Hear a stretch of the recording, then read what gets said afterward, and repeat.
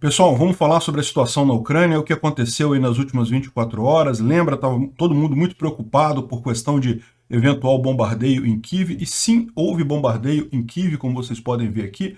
Houve também uma tragédia aqui em Zaporizhia, no distrito de Zaporizhia. Vamos falar sobre isso e hoje é o vídeo do dia 25 de agosto de 2022.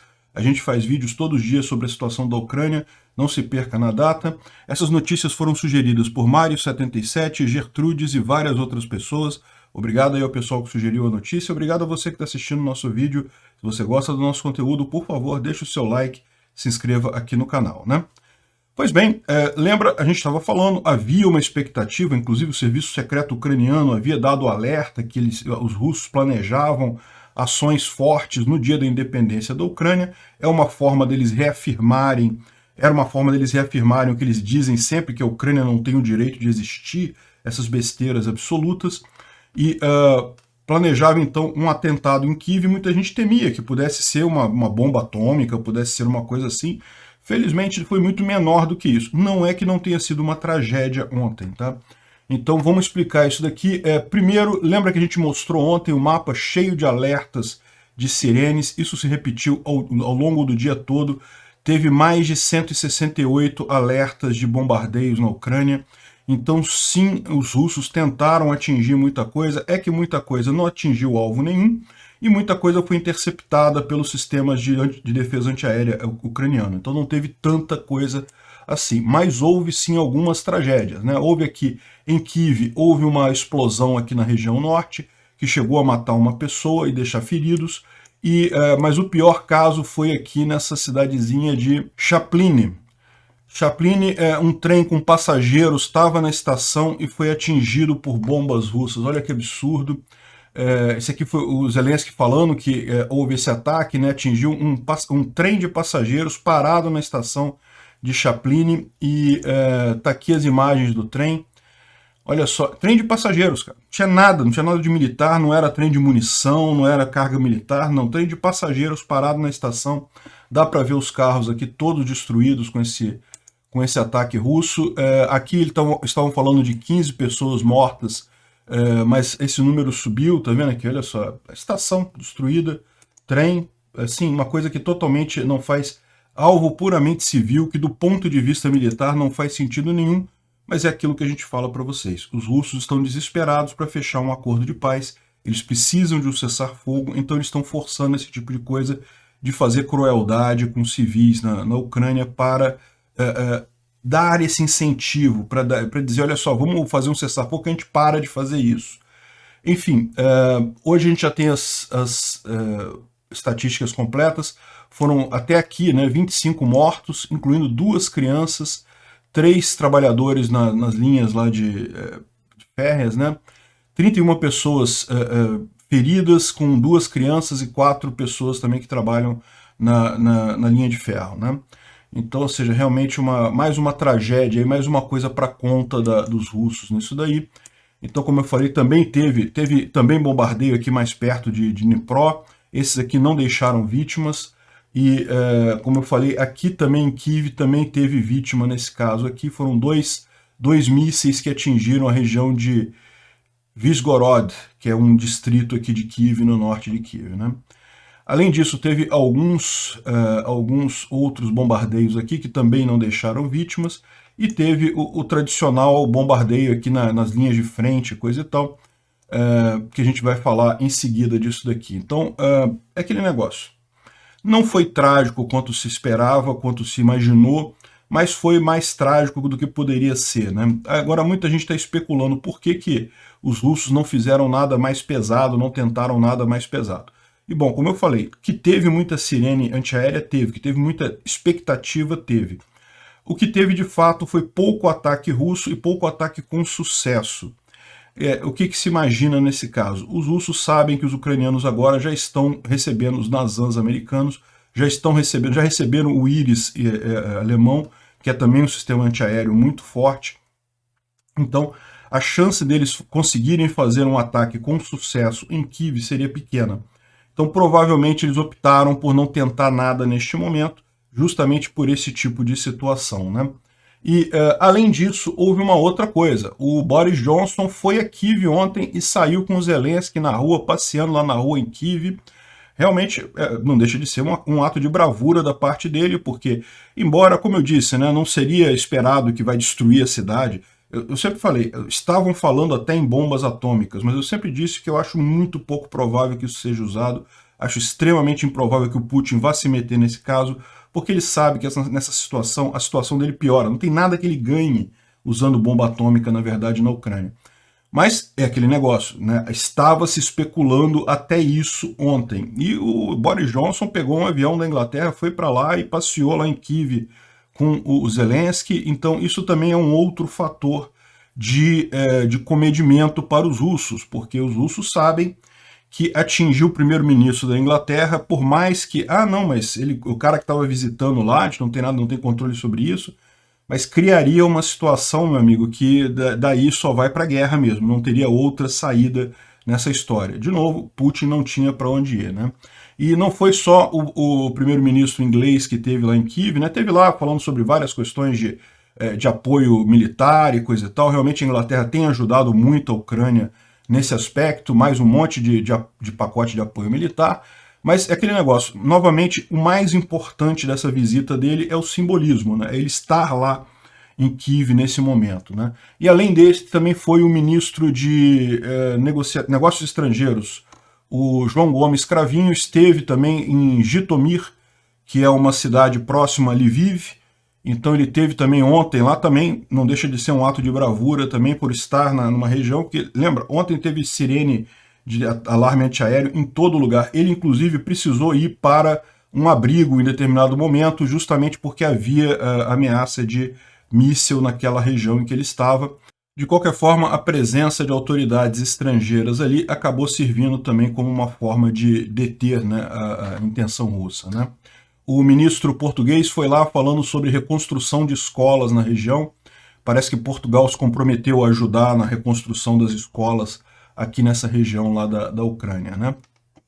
Mas, mais uma vez, aquilo que eu falei também com relação ao Boris Johnson, a mera presença dele lá no local é um fator positivo, é uma sinalização positiva, né? Bom, além disso, a gente teve, enfim, guerra como usual, né? Muitos bombardeios aqui na frente, mas se você olhar a frente de batalha, não houve avanço nenhum russo de ontem para hoje. Ou seja, nessa semana realmente parece que os russos já tiraram férias, já estão mais preocupados em manter o território do que tentar abraçar mais alguma coisa. Embora teve muito bombardeio aqui na frente, não houve avanço nenhum aqui. Tem algumas novidades aqui, por exemplo, nesta manhã, lá na Ucrânia, várias cidades aqui do sul estão sem energia elétrica. Não se sabe ainda exatamente o que aconteceu, se houve algum problema com as linhas de transmissão. Inclusive, René Rodar, que é essa cidadezinha aqui do lado da usina, né, da usina nuclear de Zaporizhia, também está sem energia elétrica.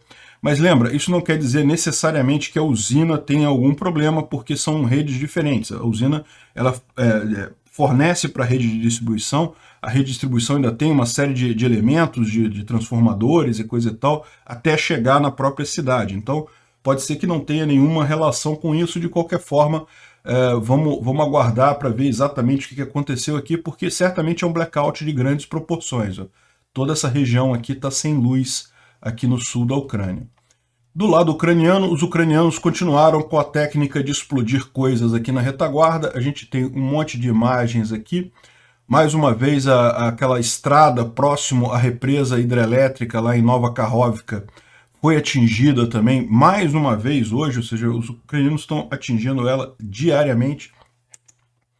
Aqui tem mais imagens, está vendo que aparecem também da região lá de Nova Kakhovka. Dá para ver uma grande nuvem de fumaça, uma grande explosão, e é realmente na usina. Essa aqui é a represa, né, de Nova Kakhovka, e aqui você tem uma pequena ponte aqui nessa região que tem sido muito visada pelos ucranianos, e também essa parte aqui da estrada, que ela descola da represa, então os ucranianos conseguem atingir aqui nesse pedacinho, e assim interromper o tráfego sem prejudicar a usina em si, né? Aqui, mais imagens aqui dessa explosão na represa. Aqui foi em Gedov, também em Donetsk, uma outra explosão grande, deve ter pego um depósito de munição grande aqui ontem. E esse aqui é um outro local, eu não sei se é o mesmo local daqui, tá vendo? Porque ele fala aqui que é uma explosão em um lugar desconhecido em Donetsk. Então, pode ser que seja a mesma coisa, tá vendo? O mesmo incêndio aqui visto de outro ângulo, mas dá para ver que é um incêndio muito grande também aqui, né? Isso daqui em Sevastopol, na Crimeia, também houve alguma explosão ali no distrito de Bakhchisarai, que é próximo a Sevastopol. Vocês lembram Sevastopol aqui no sul da Ucrânia, aqui na península da Crimeia? Bakhchisarai. Nessa região aqui houve esse grande incêndio aqui, que novamente a gente não sabe se isso daqui foi um ataque ucraniano, se foi simplesmente um incêndio que aconteceu ali, mas certamente alguma coisa grande está pegando fogo nessa região aqui, né? Bom, outra notícia positiva foi mais um colaborador dos russos que foi executado pelos partisãos ucranianos. Dá para ver nesse vídeo aqui o momento que o carro dele explode, né? Ele está passando aqui, os partisãos conseguiram explodir alguma coisa ali, jogaram uma bomba, uma granada talvez. Será que esse cara aqui foi quem jogou a granada? Não dá para saber. Mas de qualquer forma, o fato é que o carro do cara ficou totalmente destruído e ele já foi devidamente empacotado, menos um colaborador russo, que é sempre positivo, né? Ontem também o Alexei Arestovich fez lá o podcast dele, lá a entrevista dele, que ele faz, que é muito interessante. O Arestovich é um consultor militar do presidente da Ucrânia e ele mencionou algumas coisas interessantes aqui, né? E, por exemplo, o fato de que o Shoigu disse que os russos não estão avançando mais, estão avançando devagar porque estão preocupados com a população civil, né? Que lorota isso, né? Eles não estão avançando mais porque eles não conseguem avançar mais. Se fosse dependendo da população civil, o que mais teve aí foi atentado, crime de guerra cometido por russo na Ucrânia. Ele lembra que existiram 22 mil strikes russos, bombas e mísseis e foguetes russos contra a Ucrânia, e apenas 500 deles foram em alvos militares, ou seja, todo o resto, a maior parte, foi visando alvos civis, né? Então, ele reforça aquilo que eu já mencionei no início do vídeo, que hoje, no dia 24 de agosto, na verdade ontem, né, que foi o dia da independência da Ucrânia, houve sim uma quantidade maior do que a média de mísseis e foguetes russos em direção à Ucrânia, mas que ele acha que não teve não foi tanto quanto eles estavam preocupados, né? Segundo ele, pela combinação de fatores, primeiro, muitos estrangeiros lá em Kiev, como diplomatas e coisa e tal, Boris Johnson e etc. Além disso, as defesas aéreas e, como eu já mencionei em outros vídeos, os russos não estão com tantas munições de longo alcance e precisão assim. Estima-se que eles já consumiram 38% do arsenal deles todo de mísseis de precisão de longo alcance. Veja, a gente não está falando aqui de obus, de bomba burra, de bomba que você joga, isso aí não, eles têm a vontade, mas aqueles mísseis de precisão eles já consumiram, estima-se, 38% de toda a quantidade que eles têm, e embora você possa dizer, não, mas então eles ainda têm 62% ainda para consumir, mas para pensar, se a Rússia usar isso tudo na Ucrânia, ela fica sem defesa no resto do país inteiro. Na verdade, o que se recomenda nesse tipo de situação é muito menos. Eles já usaram muito mais do que seria recomendável nessa situação. E embora a indústria deles continue produzindo, esses mísseis são demorados de se produzir. E ainda mais com a dificuldade da falta de peças, né, com as sanções. Enfim, outra coisa que ele está colocando aqui também é que os russos querem negociação e o cessar-fogo. Então, grandes mortes de civis iriam adiar tais negociações, né? Os russos já sabem que não conseguem avançar mais, como a gente já vem falando aqui, eles querem agora negociar um cessar-fogo para manter a área que eles já têm, eles não vão conseguir, os ucranianos não vão aceitar isso, mas os russos querem essa negociação, e eles sabem que matar civis é algo que vai em contrário a isso, né? Apesar de que, como a gente viu, eles deram um jeito de fazer exatamente isso ontem, né? Bom, outra coisa que não teve ontem foi o tal do show trial em Mariupol. Não se sabe se os russos desistiram porque perceberam que ia ser um problema, se o fato do presidente Zelensky ter avisado que se tivesse o show trial acabou qualquer chance de negociação e coisa e tal, não se sabe o que houve, mas o fato é que não houve o tal do show trial, lá do julgamento show que eles estavam planejando lá em Mariupol, né? Não sabemos o que vai ser feito disso, pode ser que seja feito num outro dia, mas pelo menos ontem não foi. Ele faz uma outra estimativa aqui depois das perdas russas nessa guerra, e ele fala que só o exército russo, excluindo os exércitos ali da, entre aspas, regiões separatistas e o grupo Wagner, 45 mil causalidades, ou seja, não necessariamente mortes, é morte ou a pessoa que ficou ferida a ponto de não poder voltar mais, né? Se tira ferimento leve não seria causalidade, mas um ferimento mais pesado, que a pessoa saiu e não vai voltar mais, já seria o caso. Então, o exército russo já estaria em 45 mil causalidades, com mais o grupo Wagner em torno de 12 mil a 15 mil, e lá nos exércitos das, entre aspas, repúblicas separatistas, 25 mil pessoas mortas, né? O exército russo está perdendo entre 100 e 200 homens todo dia. Lembra, quando a gente fala perdendo, não necessariamente morto ou gravemente ferido, de forma que não vai poder lutar mais na guerra, né? Segundo o Arestovich, também as perdas ucranianas neste momento estão entre 30 e 70 homens por dia, ou seja, numa razão de 1 para 4 russos, né?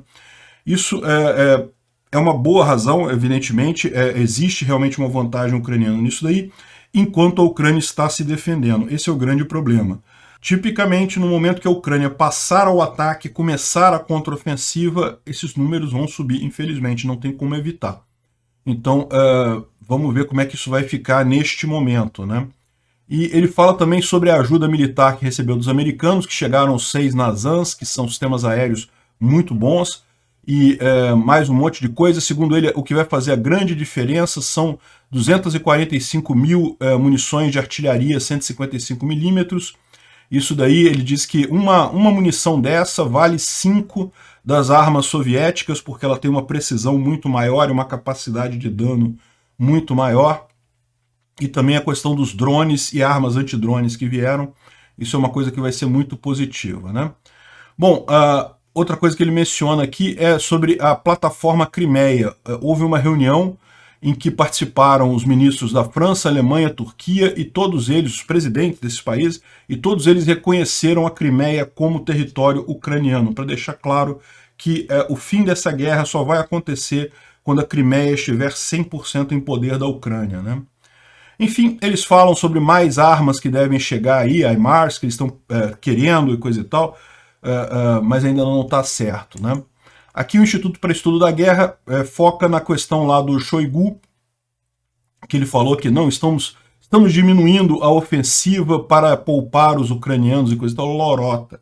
Estão diminuindo a ofensiva porque eles não conseguem mais caminhar, não conseguem manter ela. E eles querem fazer acordo de paz, eles querem sentar para negociar. Não tem negociação neste momento. Outra coisa interessante que saiu aqui foi uma carta vazada lá daquele analista do FSB que andou vazando informações desde o início da guerra. Ele tem vazado algumas informações, e ele falando sobre o tumulto que está no FSB por conta daquele caso da Dugina, né, da Aria Dugina, que foi o FSB que disse, né, que comunicou, que resolveu o caso, que ela que entrou na fronteira e coisa e tal. Só que, segundo ele fala aqui, eles estão fazendo um papel de palhaço, porque, né, mostraram a própria incompetência do FSB. Como é que ela entrou pela fronteira com um nome verdadeiro, sendo do SBU, com registro lá no sistema deles de que era terrorista, que era do serviço secreto ucraniano? Como é que ela fez tudo isso? Como é que passou a bomba? Enfim. Ele fala outra coisa curiosa também. Lá no local do festival em que a bomba foi plantada no carro da Dugina, haviam normalmente detectores de metais, as pessoas passavam por detectores de metais. Naquele dia estava tudo desligado, o pessoal desligou os detectores de metais. Isso foi uma das coisas que certamente facilitou a pessoa entrar com uma bomba lá e plantar a bomba no carro dela, né? Enfim, eu estou pensando em fazer um vídeo depois lá no Visão Libertária em detalhes sobre isso aqui, porque é muita informação que ele coloca aqui. Mas basicamente é isso, o próprio pessoal do FSB está chateado com quem liberou essa informação, porque acabou jogando contra, né, a imagem do FSB. E aqui uma outra coisa, o FSB diz que deteve um cidadão russo em Kaliningrado que estava planejando atos terroristas na frota do Báltico e no aeroporto de Krabrovo. Esse terrorista, segundo eles, embora fosse russo, estava seguindo instruções do regimento Azov. Olha que coisa, né? Como é que esse pessoal... Que lógica tem isso? Que sentido tem esse tipo de coisa, né? Mas enfim, a gente já sabe, né, que isso vai chegar... Mais uma vez os russos querendo colocar a culpa no batalhão Azov, no regimento Azov, coisa e tal. Eu não descarto que eles estão... o Putin está planejando uma saída dessa guerra na seguinte forma. Eles executam alguns prisioneiros do batalhão Azov, botando a culpa toda lá, e aí fala, olha só, desnazificamos a Ucrânia, resolvemos o problema do batalhão Azov, que era o nosso problema. É por isso que a gente invadiu lá. Então agora a gente vai sair da Ucrânia. E eu não duvido nada que eles façam alguma coisa desse sentido, porque, como eu disse, a Rússia não tem como manter os territórios que ela ocupou, então eles estão fazendo isso, estão buscando uma saída. Eu não descarto isso, não sei se vai acontecer, mas eu não descartaria esse tipo de coisa, né? Botaram a culpa do Azov no caso da Dugina, botaram a culpa no Azov nesse caso aqui, claramente tudo marcado, tudo encenado, não tem lógica nenhuma isso.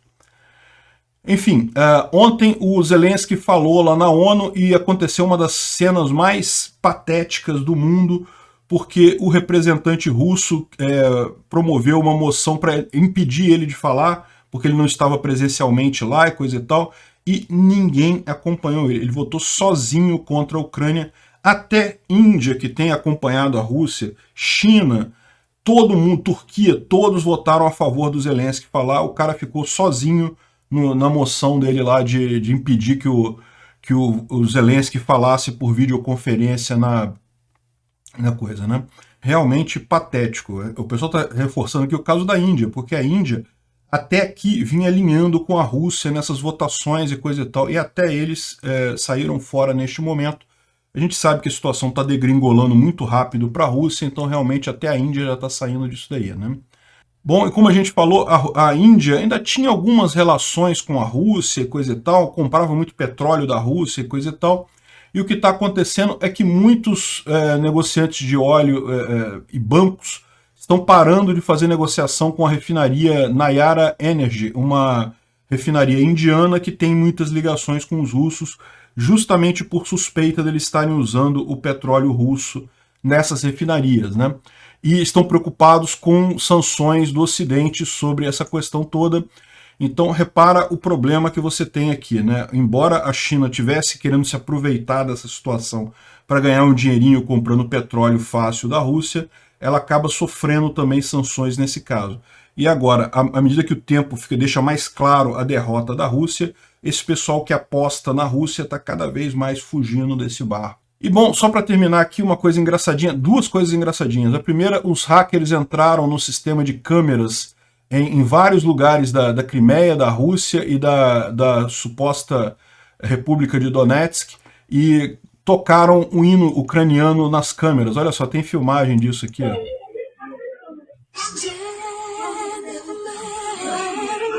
Eles estão usando o alto-falante da câmera para tocar isso daí, né? Em vários lugares aqui, o pessoal dentro da repartição lá da russa e tocando o hino da Ucrânia.